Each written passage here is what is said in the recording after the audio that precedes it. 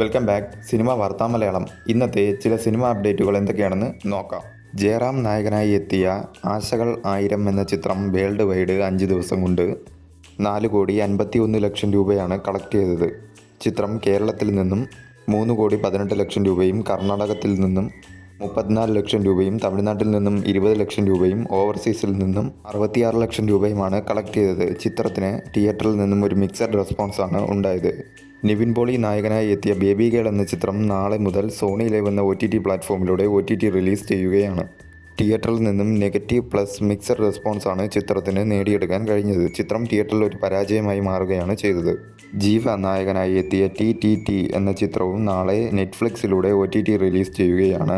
പൊങ്കൽ റിലീസായി എത്തിയ ചിത്രം വലിയ വിജയമാണ് നേടിയത്. ഭാവന, റഹ്മാൻ എന്നിവർ പ്രധാന വേഷത്തിലെത്തിയ അനോമിയ എന്ന ചിത്രം 4 ദിവസം കൊണ്ട് വേൾഡ് വൈഡ് 1,26,00,000 രൂപ കളക്ട് ചെയ്തിരിക്കുകയാണ്. ചിത്രത്തിന് പോസിറ്റീവ് പ്ലസ് മിക്സഡ് റെസ്പോൺസാണ് തിയേറ്ററിൽ നിന്നും ഉണ്ടായത്. നാദിർഷയുടെ സംവിധാനത്തിൽ വിഷ്ണു ഉണ്ണികൃഷ്ണൻ നായകനായി എത്തിയ മാജിക് മഷ്റൂംസ് എന്ന ചിത്രത്തിന്റെ ഫൈനൽ ബോക്സ് ഓഫീസ് കളക്ഷൻ ഇപ്പോൾ പുറത്തു വന്നിരിക്കുകയാണ്. ചിത്രം വേൾഡ് വൈഡ് 1,06,00,000 രൂപയാണ് കളക്ട് ചെയ്തത്. ചിത്രം തിയേറ്ററിൽ ഒരു ഡിസാസ്റ്ററായി മാറുകയാണ് ചെയ്തത്. കൃഷാന്ത് സംവിധാനം ചെയ്യുന്ന പുതിയ ചിത്രം മസ്തിഷ്ക മരണം സൈമൺ മെമ്മറീസ്. ചിത്രം ഫെബ്രുവരി 27 തിയേറ്ററുകളിലേക്ക് എത്തും. മഞ്ഞുമൽ ബോയ്സ് എന്ന ചിത്രത്തിന് ശേഷം ചിദംബരം സംവിധാനം ചെയ്യുന്ന പുതിയ ചിത്രം ബാലൻ. ചിത്രത്തിൻ്റെ റിലീസ് ഉടനെ തന്നെ ഉണ്ടാകുമെന്നാണ് ഇപ്പോൾ അറിയാൻ കഴിഞ്ഞിരിക്കുന്നത്.